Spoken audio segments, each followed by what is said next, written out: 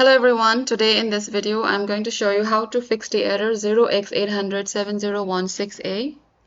For that, the first step is run these commands. The first one, copy the command, then go to search box, type run,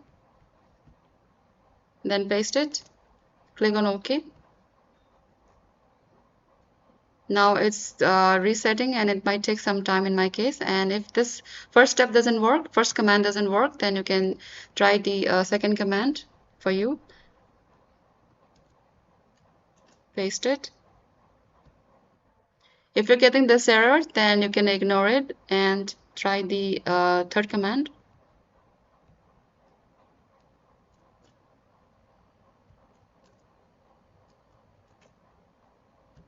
Click on OK.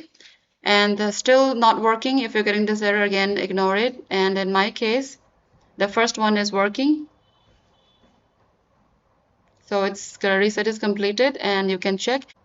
If the first step doesn't work, then you can uninstall the OneDrive, restart your computer, and reinstall the latest version of OneDrive from the Microsoft website, and make sure you have the sign-in details. To uninstall the OneDrive, type OneDrive here, make a right click, and click on uninstall.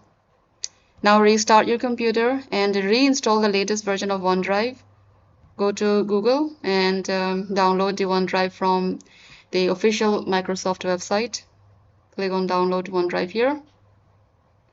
So once the OneDrive is installed, you can log in and check, and that should fix the error. Thank you for watching. Please like and subscribe to the channel.